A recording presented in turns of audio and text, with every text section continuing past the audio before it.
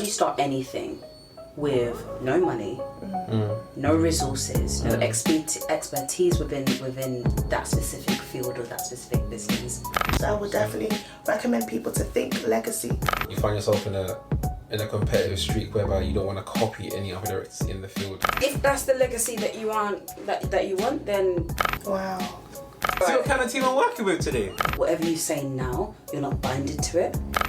Even though I was a descendant of a Windrush, I have to start again. So my price is about to go up soon. Sound you right? And for me, I know my character and I know my tolerance levels. Right now, this is a very special episode because I am talking to my amazing team.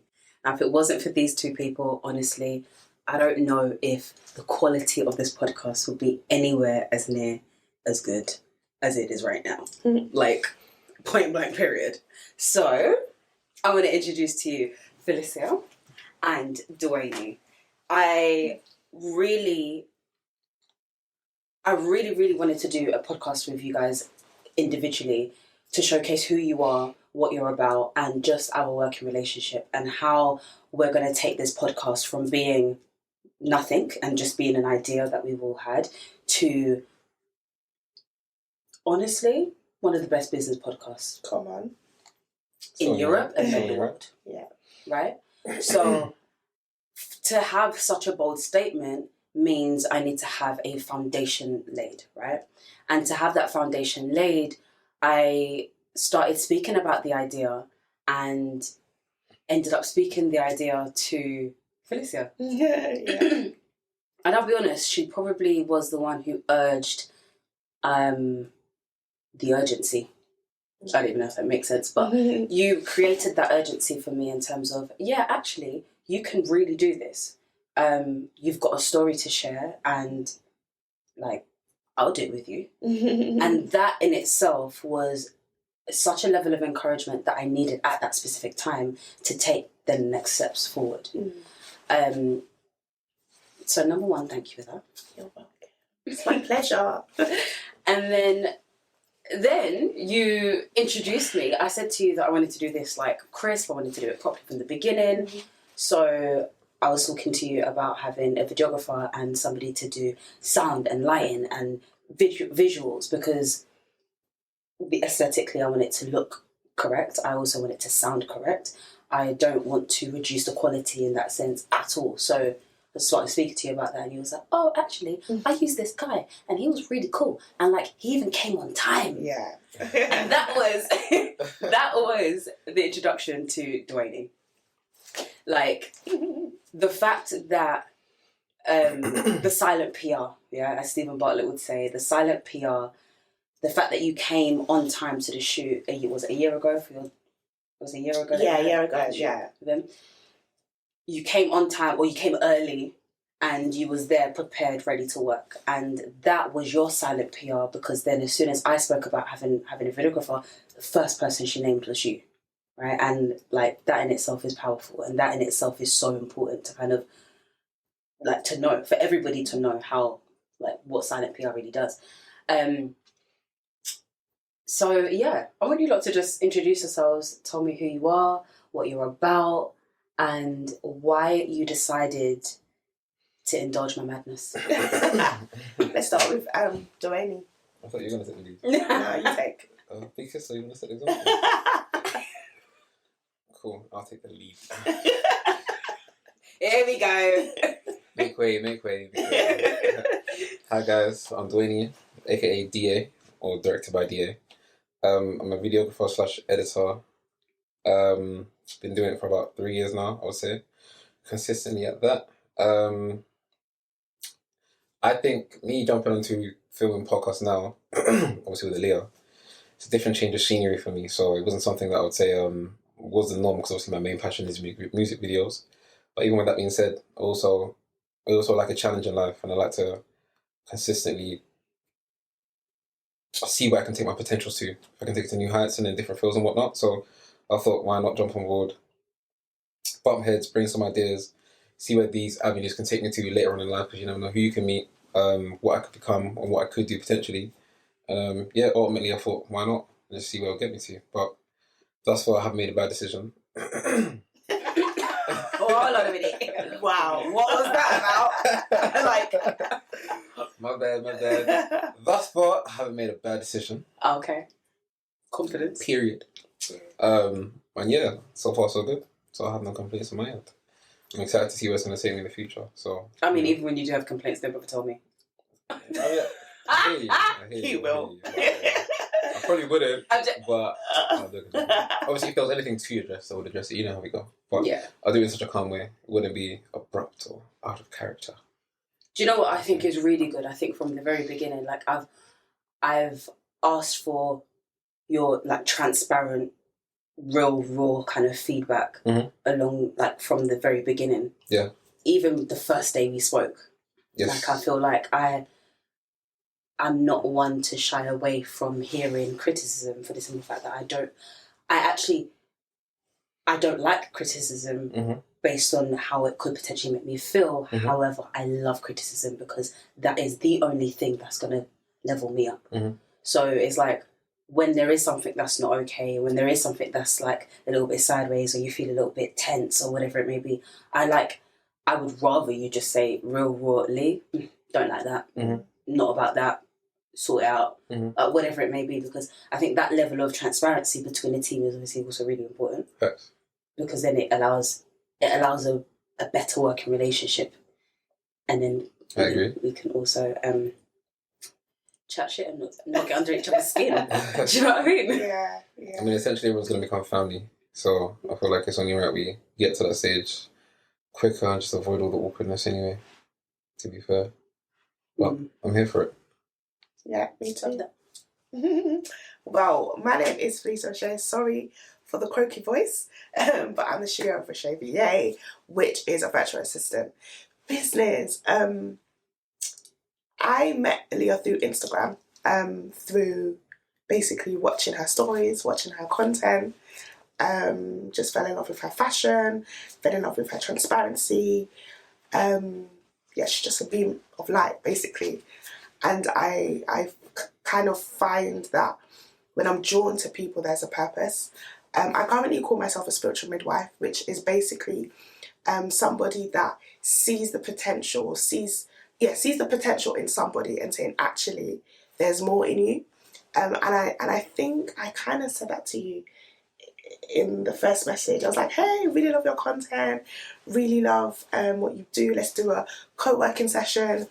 Came all the way down here to meet her for the first time, such a sweet soul.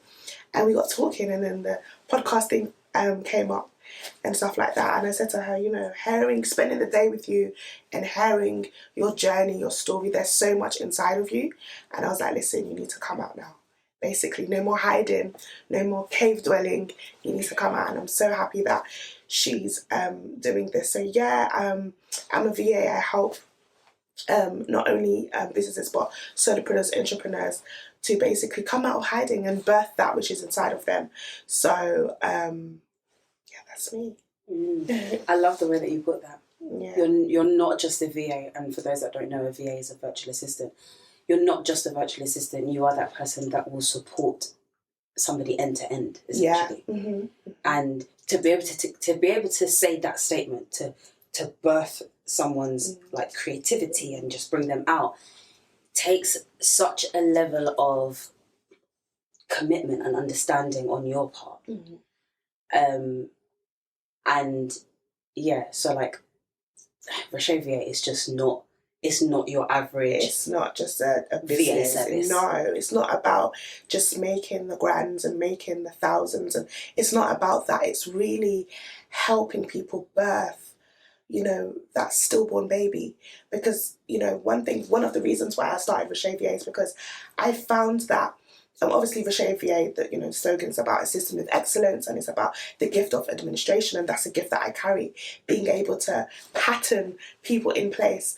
And one thing I found out about a lot of people that want to embark or start that thing that they have been thinking about or pondering for so long, that number one, they don't have the support. Sometimes, you expect your friends and your families to be there to cheer you on but they're so familiar with you that you're not going to get that. And so when a stranger comes up to you and say, look, listen, I can see that there's so much more inside of you. Talk to me. What do you want to do, etc. I believe that I help to birth that stillborn. I birth that baby that's kicking inside. But, you know, as a midwife helps, you know, the mother to go through the contractions, go through the pains of life, go through whatever. And that's what it is. So it's not all about just a business where I can say, hey, I'm a businesswoman and do it all up on Insta or social media. But it's a personal desire for me to help great initiatives and life-changing projects like this, businesses like this. So yeah, I mean, I love that. Like that.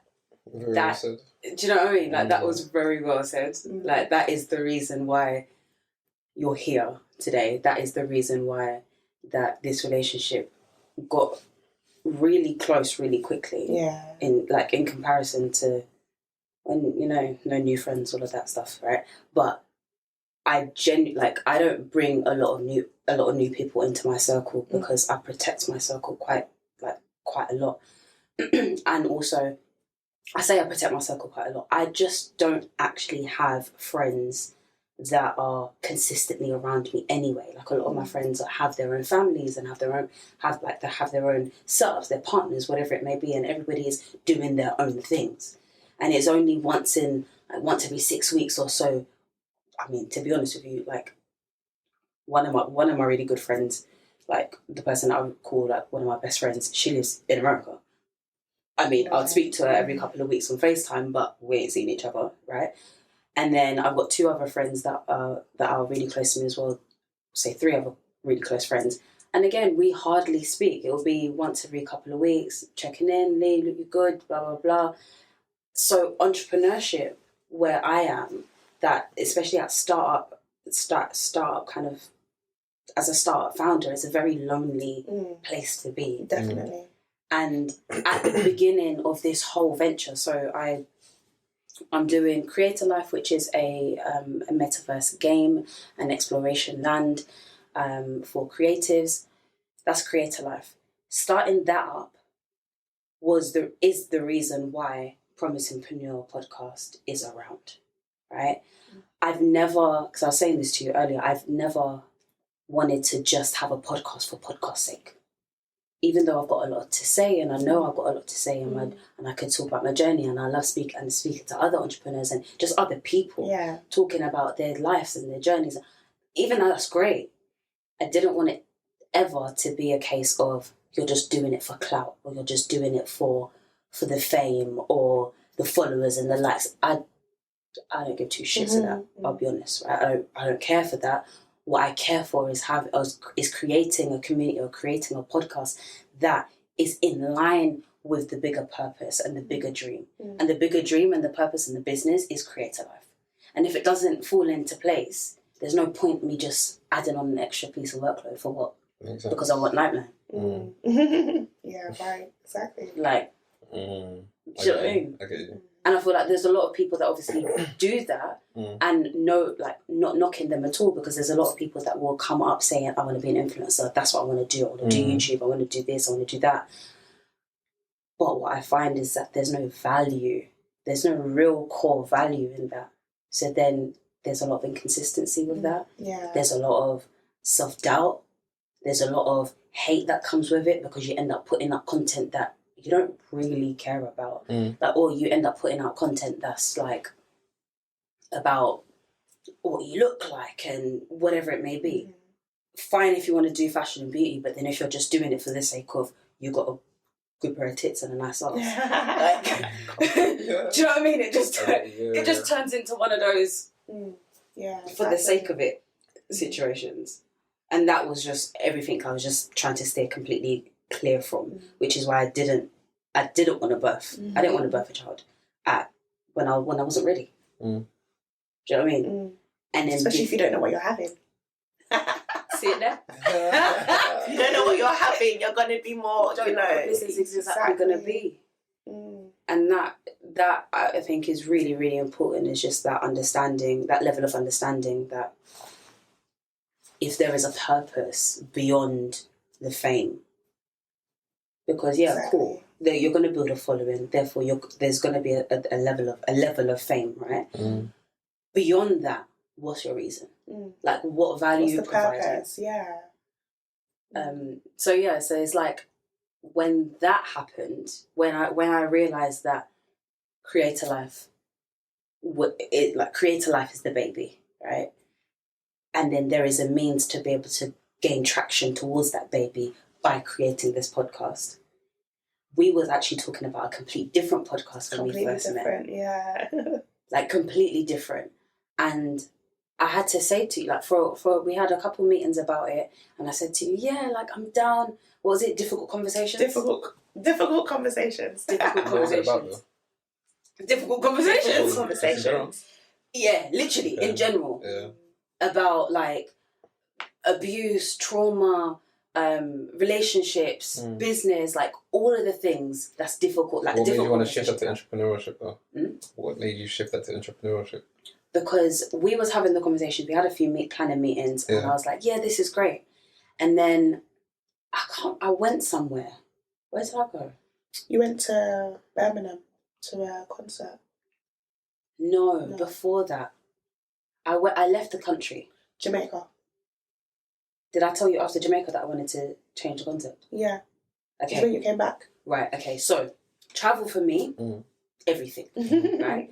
As soon as I go travelling, even when I don't realise that I need the reset and I go travelling, or when I say go travelling, go on holiday, whatever it is, yeah, or vacation, I go away and I have a whirlwind of ideas.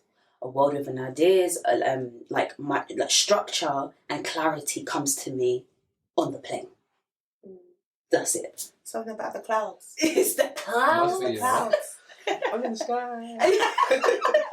Like, it's the clouds for me, right? Yeah. So when I'm in the clouds, I get some kind of clarity. It's like I'm just home up there. I think that's a real moment where you're just out of your comfort zone. So obviously, I think your brain's seeing something. It's a new stimulus. Yeah, so, exactly. Yeah, I think it'll hit you differently. On that trip, I've come back and I then called, I don't know if I called you or we had a FaceTime meeting or something, and I was just like, oh no, I sent a message. You sent a message? I sent a message in our group chat and I was just like, listen, loads of things are happening, don't know whether I'm coming or going, need to have a conversation with you lot. Like, thank you so much for being patient with me because my communication was absolute shite. Yeah. But you allowed me the space to explain what the new concept was going to be. Yeah. And you wasn't mad or pissed at me because I wasn't going with the concept that we'd originally created. And I had to explain that I would be doing difficult conversations for the sake of doing it. Yeah. And eventually I'll drop off. Yeah, because at the very beginning, we never had a true purpose behind it. And we never really had an objective to, okay, why do we want to do this? Is it because we just want to have conversation about these things? What's the end result? It even when we were planning, it just didn't sit right. It wasn't. Yeah. But obviously we know why now. Oh, yeah, exactly. Yeah. A few podcast episodes in, and I think we've cracked. Yeah. We've cracked the reason. But I just know myself in it, and what I definitely didn't want to do, because this has happened a few times before where people will kind of just go along with the flow into an idea and start doing it because they're really excited about it. Because I was really excited about the fact that we could start a podcast. I don't know the real planning that goes behind all this kind of stuff, though. Oh, precisely. Yeah, exactly. The amount of conversations we've had. Like, business acumen you need for it too. Like, there's a lot. People just see the glitz and glams. Yeah, you just see the cute videos and then the transition shots, the money, the sponsored ad brands and stuff like that. Right. And I think that's all it takes. No. Tell them again. Absolutely not. It's more than that. It's more than that. It's more than that. And do you know what the maddest thing is? It's like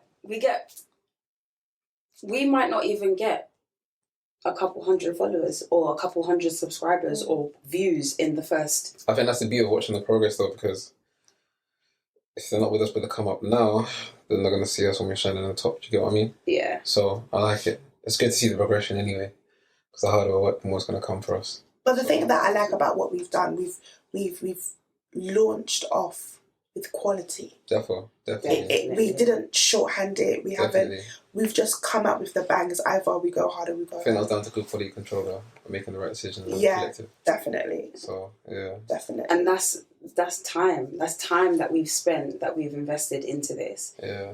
They're not got another sleepless nights coming up though. Yeah, because it's currently what 10 to 11 right now. About to finish this podcast around midnight-ish. Yeah, on filming days. But it's again, it's either you go hard or you go home. Thanks. To be honest, and I can't wait for you guys to watch out for all the episodes that's coming out. There's so much great quality conversations that will literally shift your life to that next level. We can't wait. Can't wait. Yeah, honestly, there's just so much. There's so much that's coming. Yeah. And so much that's launching. You can't wait. Yeah. Crazy exciting. Back. So the issue with our director being the person on camera instead of behind the camera doing his job. The only guy that can get the job done. So you might see me walking in and out halfway through the podcast, but it's normal. I've got to change the batteries and whatnot, so yeah, I'm here now. Yeah. Only one man, I can't do everything all at once. Don't worry. When that team starts appearing and you're like, oh wait, how did this happen? I got workers.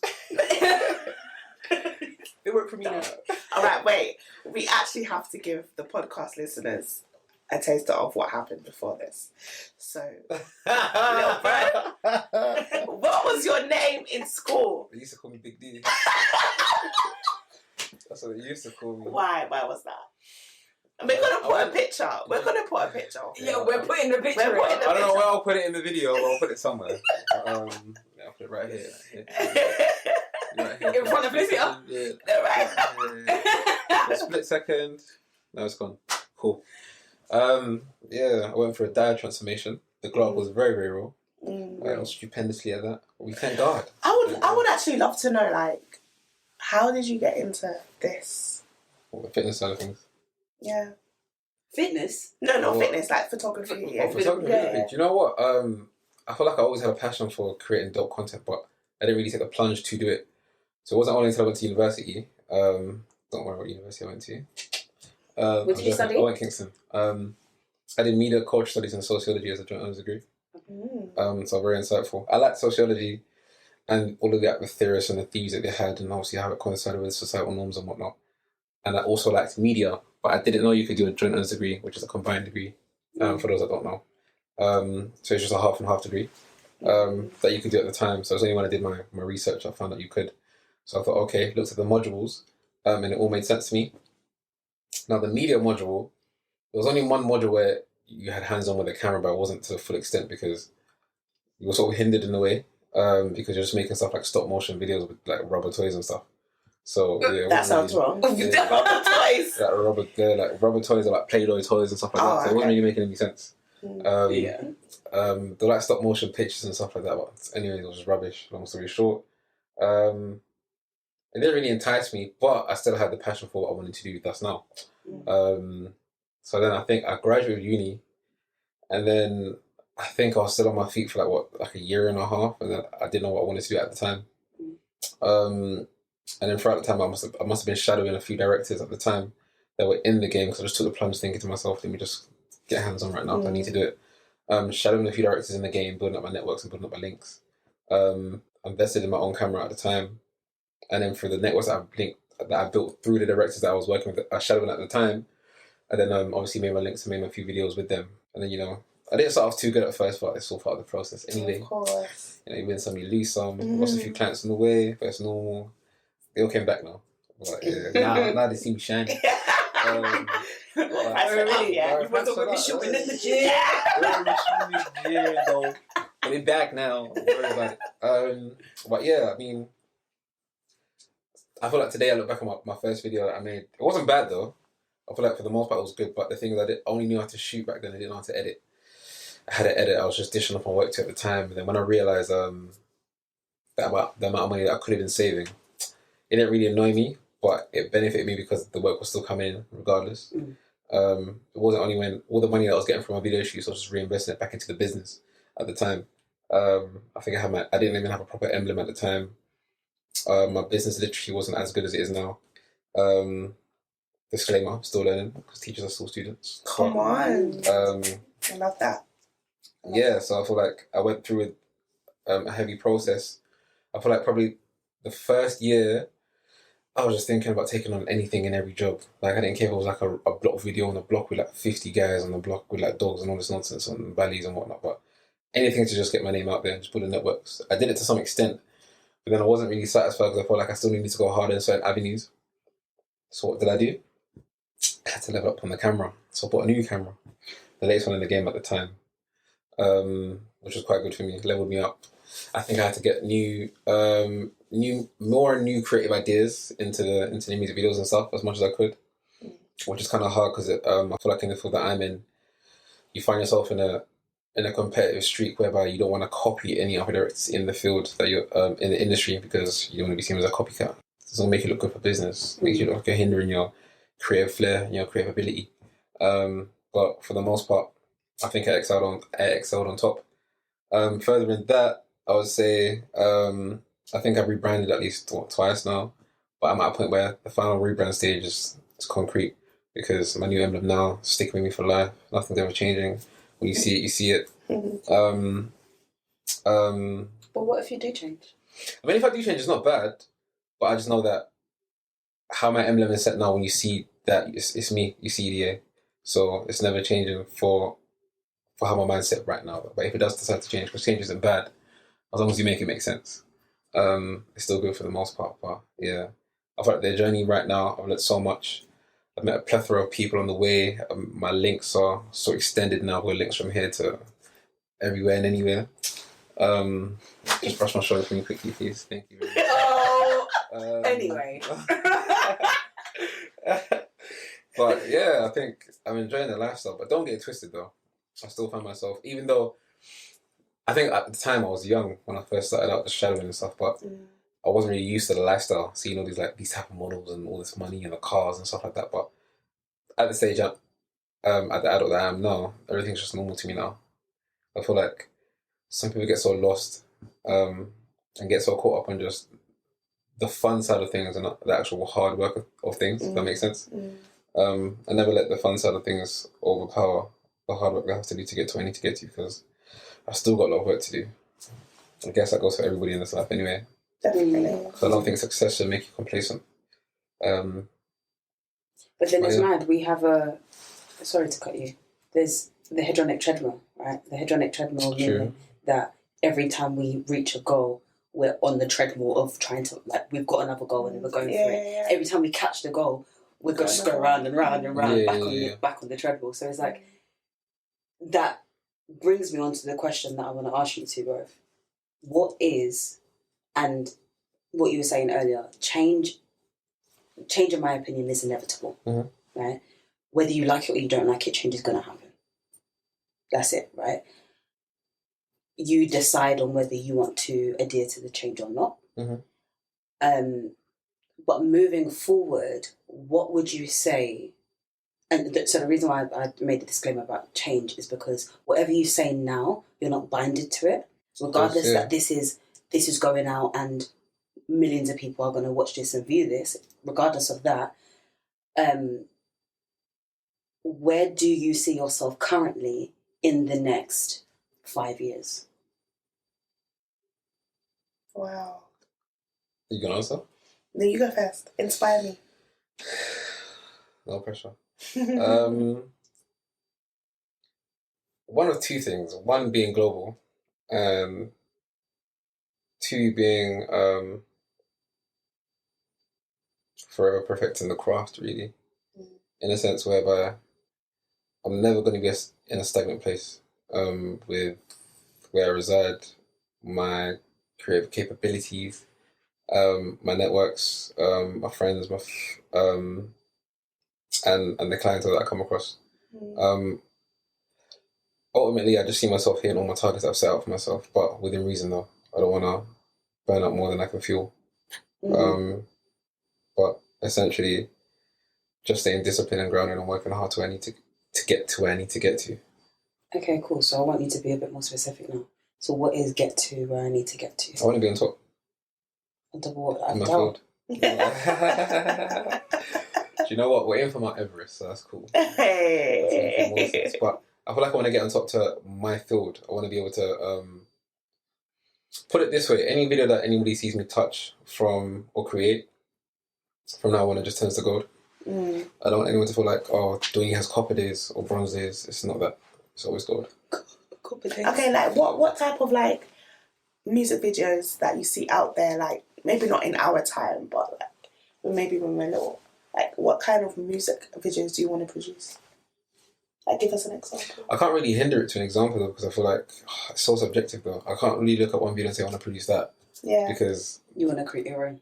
Yeah, because that video that I'm looking at that was produced is so bespoke to them. Yeah. And the budget, the country that they were in. Yeah. The people that they're amongst, the people that they affiliate themselves with. So I don't really want to hinder it down to that too much, but I just know that I might take a spin off from it and then make my own creation and my own creation to it, and then it's a brand new idea in itself. It's not going to be, oh, I've got someone else's idea and I've got their idea again, and it's just a cliche copy. Yeah. It won't really make me stand out, and it won't really make it look good for business. But even with that being said, you still get people getting the same way people, if an artist was to sample a song, they'll sample it, the old sound with a new sound twist. Yeah, exactly. And now it's like a whole new genre in itself. And then people are taken to because, bro, they're like, mess with 50 Cent back in the day. The nostalgia. Yeah, the nostalgia hits them, but it's like the current nostalgia that just sells smoothly. I think that's a good selling point. Okay, so you said on top, yeah? Mm-hmm. On top of your field. What's your field? It's a music video director. Music video director, yeah. But it's not me hindering myself. I still want to tap into other avenues, videography wise though. As in shooting podcasts, maybe tapping into short documentaries, films, and promo videos for like elite corporate brands and mainstream brands too. Maybe. I will be. Nice. Mm-hmm. Me, 5 years. First of all, 5 years, I still want to have flexibility to be with my daughter, even though she's going to be at school full time. Still have the flexibility to do extra activities outside of school and me being present there as well. But in 5 years' time, I actually want to have a boutique virtual assistance agency where it's not going to be this big corporate skyscraper office with 10, 15 staff. I want to have a small, intimate team where I can teach them how to deliver babies. I want to be able to, I love mentorship. I mentor some young girls myself now. I want to definitely keep doing that later on in 5 years' time. But I do want to have a boutique VA company where people can know that when I come to Rushà VA, things are going to get done. I'm going to get clarity. My dreams are truly going to come to pass. And I want to say this as well. Sometimes when people hire VAs, they expect their VAs to do everything for them. And that's something that I want to tell you guys, that it doesn't work like that. You have to put in at least 70% of the work, because the ideas, there's some things, even like with us right now, there are some things that I can't write for Aahliyah, because the idea and the creativity, it comes from her. She has to write it down first, and then I look over it. And sometimes with people that want to start their business, okay, you might not know the how to, but you have to have a vision. You have to know what it looks like. And so I want to create a boutique virtual assistant agency where we're just that trusted brand. In 100 years' time, Rushà VA is still there, and they will remember me as the founder and why I started the business. So leaving a legacy as well. At least within 5 years' time, I want to start building that legacy, that every client that I've had,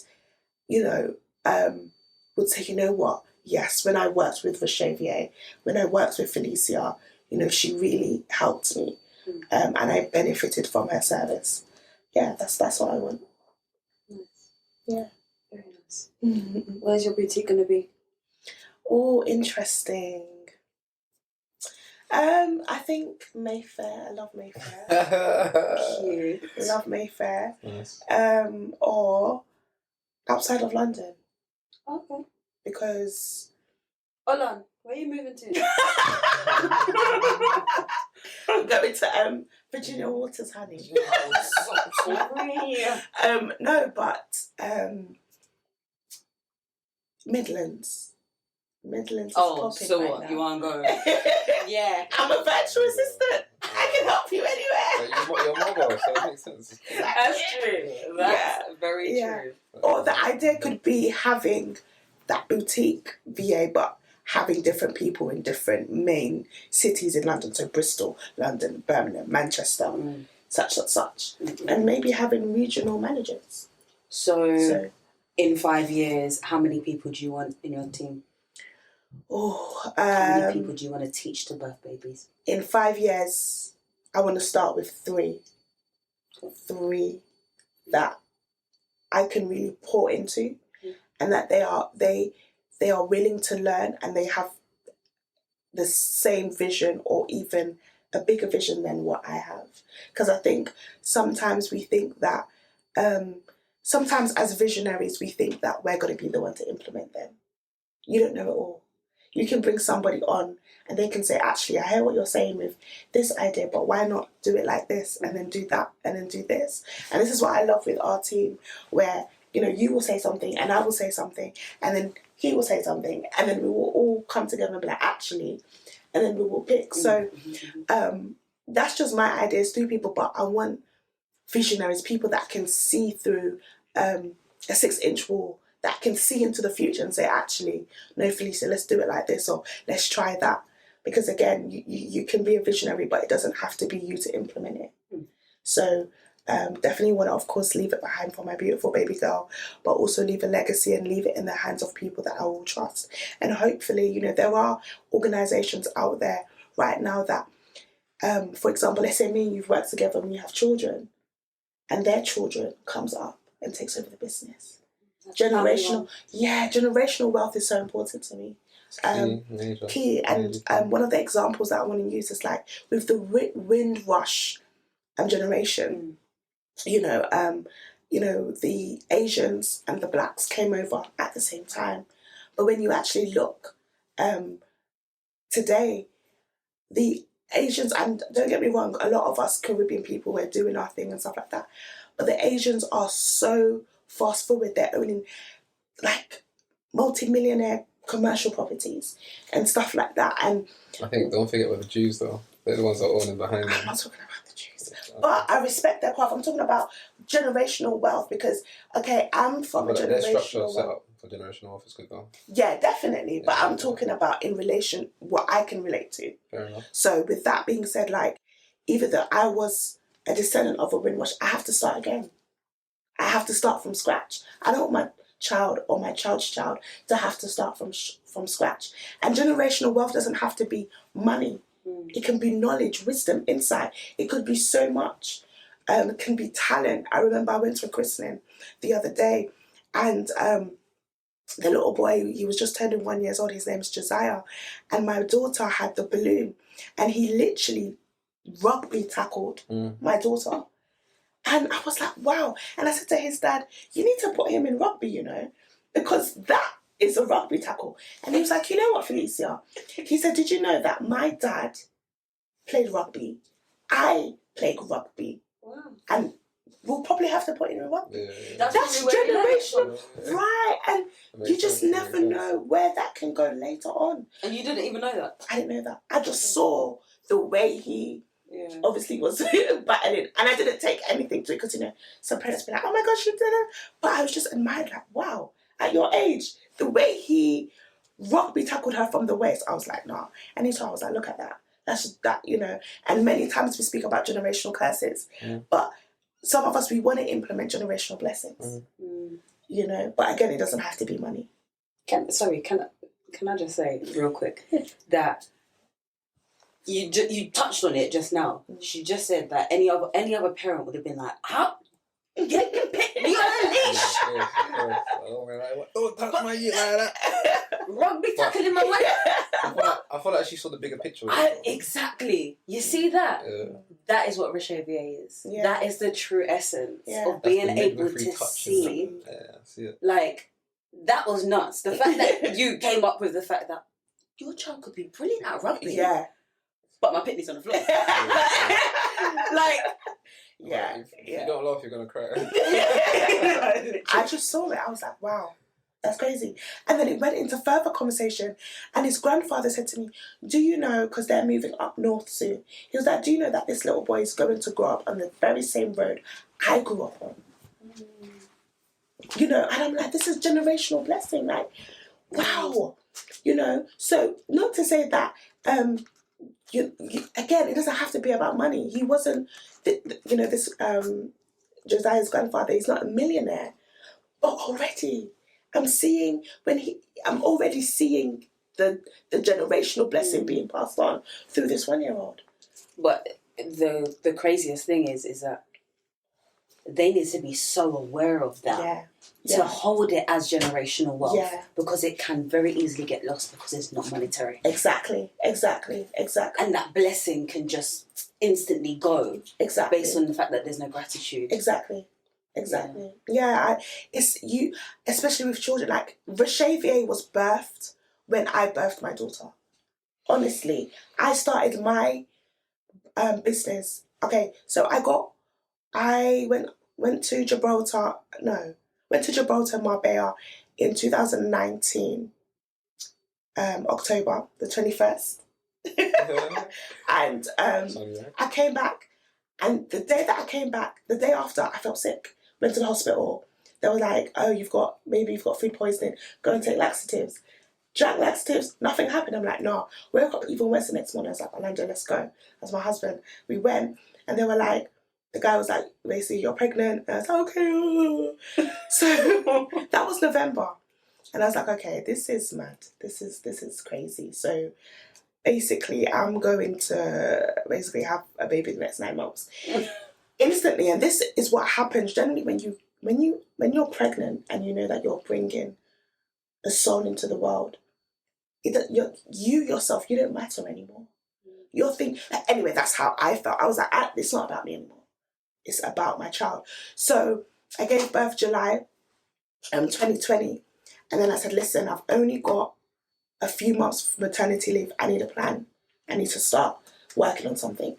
So I was praying and I was thinking, what can I do? Something that I'm not going to throw away in the next 6 months. Something that I'm not going to be bored of. And then I started to look into myself. What do I like doing? What do I carry? What do I enjoy doing? And then I looked through my journals, because I journaled a lot. And I remember I wrote The Gift of Administration. And I went into that, researching that. Come December 2020, I began planning, putting my website together, putting my prices together, putting everything together. February 2021, I launched my business. Have I got the thing? Yeah. 2021, I launched my business. March 2021, the pandemic hit. People started doing online stuff. People were putting away their employees because they couldn't pay employees anymore, but they still needed business support. Here comes Rushà VA. Pivoted. My first 5 clients were international. Florida, Texas, etc. And we were saying this in the lift. When you start and embark on something new, do not underestimate where it's going to take you. I never expected to have international clients contact me and say, hey, I need support in this area. And here I am today. So, my business was birthed from, I birthed my business when I birthed Mariah. I birthed it because I said, listen, it's not about me anymore. I want to create a legacy. I want to create something that when I go on, she has something. Even if she doesn't want to take over that business, even if she wants to sell it on or something. But it's all about and I think right now, a lot of us, we just think about the now and we're not thinking about the future, especially with this new generation that's coming up. So I would definitely recommend people to think legacy in their business, because I'm sure, even though it's really beautiful to see you beautiful girls showing your Miami bodies or your Dominican Republic bodies, but would you want to see your child doing the same thing when you're in leopard print, in the nursing home. You're not going to want to do that. It's true though. You're not going to want to see that. The same thing. Your body is going to be around in like No. 5 years, you know. So- So lose a shape. So you have to think about legacy. Of course. Yeah. And if that's the legacy that you want, that you want, then no disrespect No to problem. anybody that Yeah, wants that. definitely. Yeah, because there's some people out here that's happy with that, and by all means, do your thing. As long as you understand and you know what the consequences of it is, and you're okay with the consequence, if there is a consequence, because there might not even be a consequence. It might be perfect and plain sailing, and everything is good and crisp, and it turns 10 over 7 figures in leopard print. That's fine. Yeah. Leopard print. It's you and the leopard print, you know. Don't try this at home. Nossa. Oh my But god. no, what you said was so. You just said so many powerful things, to be honest with you. Yeah, you touched on a lot of good ones. Do you know what I mean? Like, Push my shoulder. Oh, sorry. hold on a minute. Can we just take a moment to understand what kind of team I have? Bossy. Listen. Bossy. Big, bad and bossy. Yeah? So you're right. I love it. I love it. It's that energy. It's stepping into that power and just saying, I'm here. Like, we are here. We are here. We're here to stay. Stay. For good. Right? On your screen. Right on your screens. No, honestly, like you said so many things, but the very, very last thing that you said, right, essentially was delayed gratification. Delayed gratification.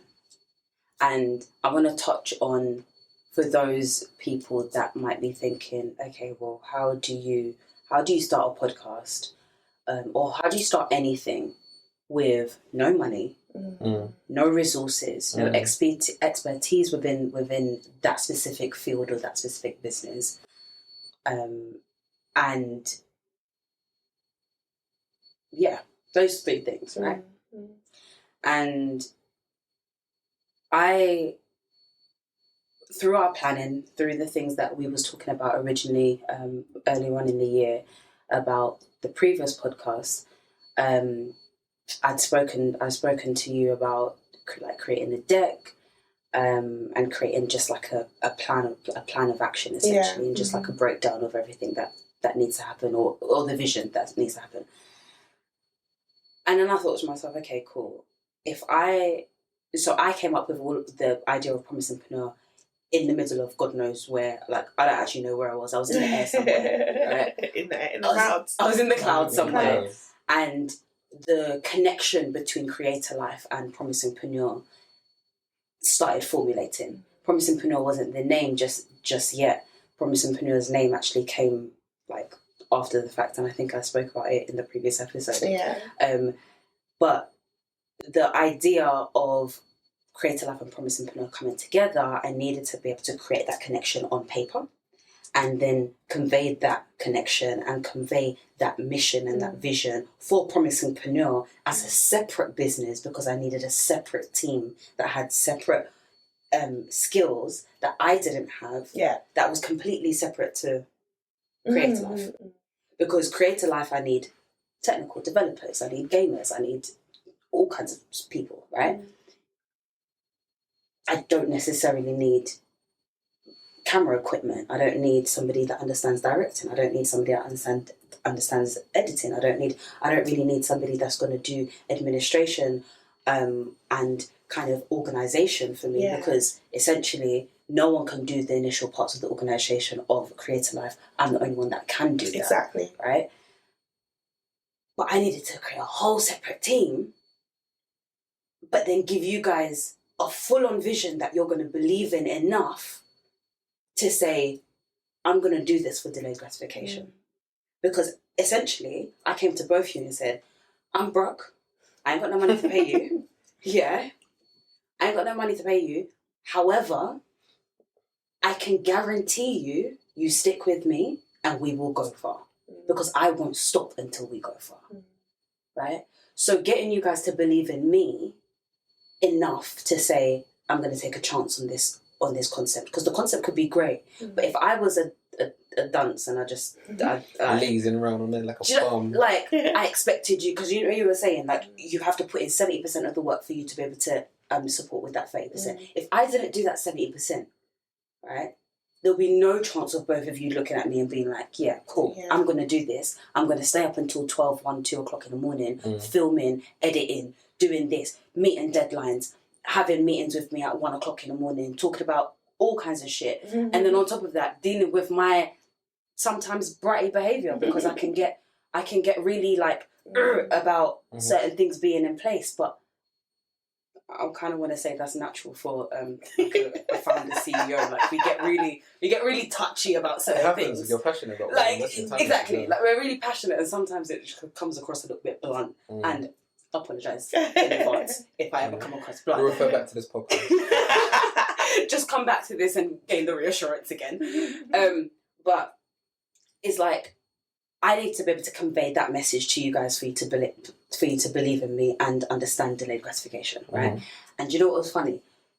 Me and Dwayne was on the phone. I think the first or the second time we was on the phone, and you turned around and said to me something along the lines of, "Well, if like, how long are we going to do this for? And if there's no turnover, if there's no money." Do you remember? I remember, but you know what? I asked you that question here. I remember. Was it here? Yeah, and we were making that mini podcast skit. I let the camera roll, and we were just talking about life, really. And then you said to me, "Well, you can't really ask me because I asked you what you want to gain out of this." I remember. Right. Okay. So I said something along the lines of, "Are you gonna why do you want to do this?" Yes, I said my answer. Yeah. I was like, why? I've asked you to come onto the team. You turned around and said, yeah, cool, we'll give it a go. Like, can't lose anything, I guess. And so then and I asked both of you this because I believe heavily in, you've said yes, but what's your actual commitment towards it? Yeah, you're here the first day, the second day maybe. Yeah, we might be on the phone for the first week, maybe the second week, even the first month, enthusiastic, ready. Yeah. You see the second month and the third month and the fourth month, and nothing's coming of it in terms of followers or subscribers or listeners or whatever it is. What's going to keep you here? Like, how much do you really believe in this vision? So I had to ask you. We done our first little day, as you were saying. We were sitting down, let the camera roll, and I said to you, "Why do you want to do this? What's your reason for doing this?" And I remember you asking me, "Well, if we do this for the next 10 months and there's no monetary gain from it, yeah, we've obviously put in a certain amount of money. We have to hire equipment. We buy food, you spend the money to get up here, all that kind of stuff. If there's no money, right, for a whole 10 months, what's the end? What's the point that we're just going to be like, actually, we're going to cut our losses, that's it, done." You said something like, what am I going to gain? Like, how am I going to be compensated, essentially, for the 10 months? And I was like... Something he definitely would say. Me? I was like, I understand where that comes from. No, but that's just the I was saying open-ended question because that's something anyone would ask though. Of course. You know what I mean? 100%. And you're not wrong for asking it at all, because most people... But was it the wrong time though?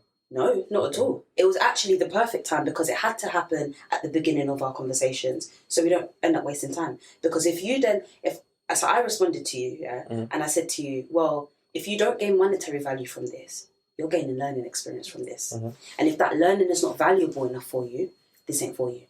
I would have left in the beginning, to be honest, or there and then when I asked you that question. Precisely, and that's what I'm saying. It's like, it's good that you asked me at that point in time, because if you responded to my response with something defensive or like, yeah, but, I would have known that you wasn't the person for it.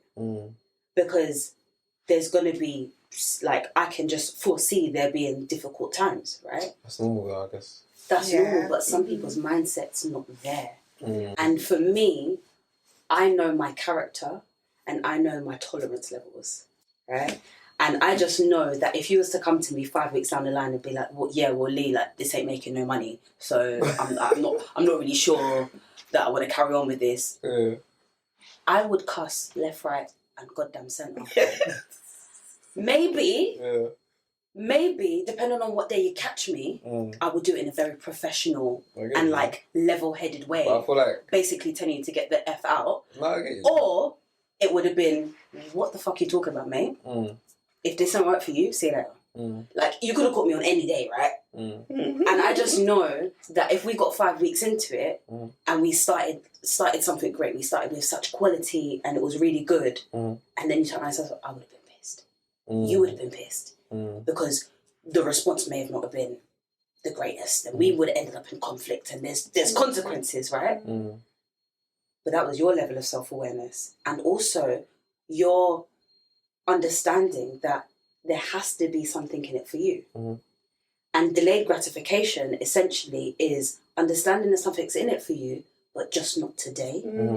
Exactly. Like, there's something in it for you, period, but it's not right now. And if you're willing to endure the future, then you will go so far. Yeah. Because how many times was you shadowing different directors, and at the time you weren't doing their running? Yeah, of course. I was in a runner boy. Right. Go to the shop DA. Yo, Big D, go get me Chris. Go get me some walkers. Ready sorted, yeah? Them days are over now though. So, level up, yeah. Now I get the brothers for me. Hey. Right? But yeah, I get you though. But you had to start somewhere and you had to endure that for you then to I went through the hardship basically, just to get that mental stability and maintain myself in this field. But I get it. I feel like it's helped me acquire that moving forward with anything I do in life. So even coming into this space with you, it wasn't a thing where it was just... I don't think I ever spoke about money until you sent me your pitch, that PDF form. I said, okay. I read it. I said, okay. Obviously, everything made sense through asking the right questions. And yeah, I didn't look at it like... Basically, long story short, the hard work needs to be done. That was it. Like, there's no cutting corners or bullshitting around, essentially. And one thing I definitely said to you was, I want you to have full creative control over how this looks. Yeah. Because then you're going to be hella invested because your name's all over this shit. So if it don't look good, it is. If it don't look good, if it don't sound good, then... No, I'm the only one to blame. It's a drop. It's a drop. Do you know what I mean? Yeah. Like, and that was... That I think is that was a new way of me working, to be honest with you. These are things that I've been learning and I've been kind of reading books on, listening to other podcasts on, and also just asking a lot of my founder friends on how they build their teams, because I'll be honest with you, I found it really difficult to build a team and keep a team. I found it really difficult because I'm a lone worker. I've always been alone. Even though I've ended up having a team and I've had employees and things like that, I got to that level, yes, in my previous businesses, but I found it really difficult because I didn't have a lot of patience for their growth, which then it didn't serve me because I was rushing their process, and I would speak to them or I would get at them for not kind of getting it right there and then without kind of looking internally towards myself and being like, well, are you explaining it the way they understand or are you explaining it the way you think they're going to understand? Yeah. I get you. So I had to do a lot of learning for myself on how I was going to approach you guys. Hence why I'd done it in a very specific way. Like I created a whole deck, a whole pitch with my ask, what I need, who I need on the team, what I'm willing to give for that level of service. And then also the questions that I asked, because you said to me, oh yeah, I'll speak to Dwayne. I was like, no, let me speak to him because there were certain things that I wanted to suss out, as well as I just wanted to hear his energy before I then suck his energy. Yeah, you did say that. And you got a pass. I've always done that. I passed the bad shit. You passed. I passed the bad shit. You passed. I want to report back to Phylisia. He's the one. Oh my gosh, you are so... He's so annoyed, isn't it? It's so good. That's one thing, definitely. From the beginning, it's just been pure laughs. Yeah. Like, we've Good actually vibes, been able to connect. Always good vibes. Always good vibes. Yeah, so I appreciate that massively. But yeah, like I had to really check myself in the way that I spoke to both of you about where I'm at, and had to be so real and raw with you. Because on the first time we spoke, to be fair, the first day we spoke as well, I was real and raw with you. Yeah, from the very first day. But I was just that based on the fact that we was just connecting and we was just there. We wasn't even doing anything together at the time, nothing. Right? I mean, to be fair, that is just like my nature, right? But I was overly raw when I was speaking to you, Dwayne. I was just like, listen, I don't know shit. I'm willing to learn. I'm gonna get things wrong, and like that was the initial conversation, isn't it? And I feel like that set a precedent of authenticity within us as a team, because now it's like we can say the maddest shit and it doesn't come across wrong, or it doesn't come across like are you a bit familiar or anything like that, because that precedent was kind of set. But at the same time, I had to really understand within myself my capabilities, and also allow control to be handed over. Yeah, because delegation. I'll be very honest with you. When it comes to creative control, the worst. I'm the worst at trying to give away creative control. And I'm not sure if you realize, but I said to you, this is you. Do whatever you want from the beginning, because I'm very bad at it. As in, I'm very bad at giving that part away, because creatively, that's where my mind kind of flows, and like the pros or the structure of how we can monetize and all of those kinds of things. Yeah. That's where my mind goes, but on a very creative level. So to give that creative control, it's like, let me just sit back, relax. Yeah, let me sit back, let me relax, let me allow somebody else to shine. Because ultimately, if you shine in a department that you're actually working in, and you've been working in, it means that my whole podcast is better. Exactly. Just like and in the pitch that I gave to you, like I had my selfish reason why I want to do it, and had the reason why I want to make impact. I will always start with my selfish reasons. Yeah, that transparency is good. My selfish reason for allowing you creative control is because you're at Slack, because your name's on it. Your name, everyone's gonna know that you had creative control, right?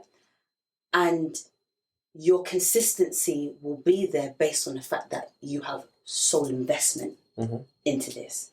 But if I said to you, no, I want it to look like this, I want it to look like that, I want you to do this is a shot that I want, and I want that, and I want that, you're just going to be like, yeah, all right, cool. Like, you do it. Like, this is my feeling. Yeah. This, I'm not always putting words into your mouth, but I feel like you would just end up doing it, and eventually you'll be like, I can't bother with this shit. Because I had no say, really. Yeah. I'm a creative input box. Yeah. I get you. Do you know what I mean? But I'll be honest, it's hard. Listen, it's hard giving away that creative control when you're in such a state of like. I feel like it's only bad if the person's shit at being creative, though. I hear that, but I also had kind of blind trust with it. Like, I saw your work, but your work was music related. True. When it comes to a bit more of a professional setting, or like a podcast setting, essentially, you don't have that. You don't have that experience. I get you. And that's one of the things that I said to you in the beginning. I was like, Leah, I don't have experience, but I know I can do it. Yeah, I feel like I'm going to be stretched. Yes. I feel like once you know you're adaptable, everything's going to come at second nature. Yeah, it's all about being willing to learn and being stretched. And it can be uncomfortable sometimes. Because again, you don't know everything. But that's the love of the process. Yeah, definitely. So my price is about to go up soon. It's only right.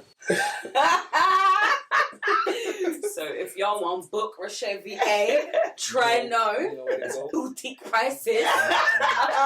It's Mayfair prices. It's Mayfair boutique prices. No, I like Mayfair. I always used to go there when I was in secondary school, just for sightseeing. See the houses. Was you back in school? No. You sure? Yeah. Weekends. Oh, weekends. Okay. Yeah, I used to go and just look at the office spaces, the houses. I don't know, it was just that feel. I just got that feel. That bougie. Yeah. actually went to the Dorchester for the Women's Empowerment Dinner. The Dorchester's nice. So It's beautiful. Nice, so. Absolutely amazing. That name Marble Arch, isn't it? Yeah. Marble Arch, yeah, just nice. Beautiful. No, not Marble Arch, honey. Park Lane. But just round, that's round the corner. It's Park Lane. Okay, so. Thank you. No. On the Monopoly board, you Wow. got Mayfair and you got Park Lane. Okay. On the Monopoly board. I mean, where do you find? We need to play Monopoly one day. Oh, Yeah, whatever. You haven't played Monopoly? No, I said we need to play one day. Oh. Yeah, for hours. Oh, I'm down. Do you I thought think? upstairs. Oh, Yeah? Yeah. Next session. Listen, my household is a We'll be there for gaming hours. he's house. too Oh. confident. He's too confident. I don't really like to talk. I just like to You're too confident. Yeah, I just like to play. But I just know we'll be here for hours. All right, Big D. The haters gonna hate the world, man. Oh my God. See what kind of team I'm working with today? Cool though. So this was a very different episode to the episodes that's going to be coming up. Essentially, this was way more relaxed, way more upbeat, Banterful. banter, Yeah. and I love that. And I really wanna carry this on. So, I mean, while the camera's rolling, we're just gonna commit to like every 15 episodes, we're gonna do like a check-in episode with us three. Dope. Yeah. Nice. Of like the journey, how's it going, and tough times, and then so that's something to look forward to. Yes. Most definitely. Yeah, Most definitely. and then also just to check in on you lot's businesses as well, and how things outside of Promisingpreneur is going. So what Visions by DA is doing, like who you're working with, what's to come, like all of the It's only right. things, yeah. And then also how far we're getting along to this Mayfair boutique. Okay, honey. Darling. Okay. Love a coffee New Year. Splendid. Splendid. No, let's do Crazy Fish. Oh, sexy fish. Oh yeah. Crazy fish. Don't worry, it's okay. It's okay. You're paying, yeah. You're paying. After that mistake. Okay. Crazy fish. Wow. Yeah, we're gonna wrap This it isn't up. even going in the bloopers. Right here, right now. Okay. Listen, don't at me. Don't No, at I really me. should have kept quiet and you have your shine, but it's the comments would have grilled you. So I thought, let me save you. Crazy fish. Your welfare was up there for you. I was looking out for you, don't worry. Wow. Okay. Cool. Thanks. Sexy Fish. I actually went there the day before I decided that I was moving to New York, just before the pandemic. That was the first time I went, and honestly, I was like, why the heck am I going to New York to live? Because this shit is banging. What did you try though? Yeah. The donuts. Is that it? Just donut? No, obviously not. But the donuts! What is that? Yes! I like the the round Madagascar tea, dip it in the chocolate sauce. Yeah. What? Have you been there? Yeah. With who? Hey. Well, you asked too many questions. Chill out. Did you pay? Of course. Oh, well done. Did you? But, Well Okay. done. I like that. I feel like you're being patronized. I don't know how much. Okay, what did you have? Got the Madagascar frozen, some rice and some salmon. Oh. Wait, black cod. The cod was nice. I had the cod was black nice. cod. I didn't know that. I didn't So know. is that what we're doing for our like team outing? Yeah. That would be nice. Yes. That would be nice. Yeah. Girl. Big D's playing. Big D. What? He's paying. Paying what? He's sexy for crazy fish. Crazy fish. Even better. Crazy Fish don't exist. Oh I'm gonna register that up on company's house. Watch. But listen, massive thank you for both of you for being a part of this Thanks team. for having us. Thank you. Being in this episode and with your sick self, making So poorly. making the time. I massively appreciate it, and I love you both. We love you too. Likewise. Say I love you. I love you too. Okay. Oh my days. I'm done. See you guys in the next 15 episodes.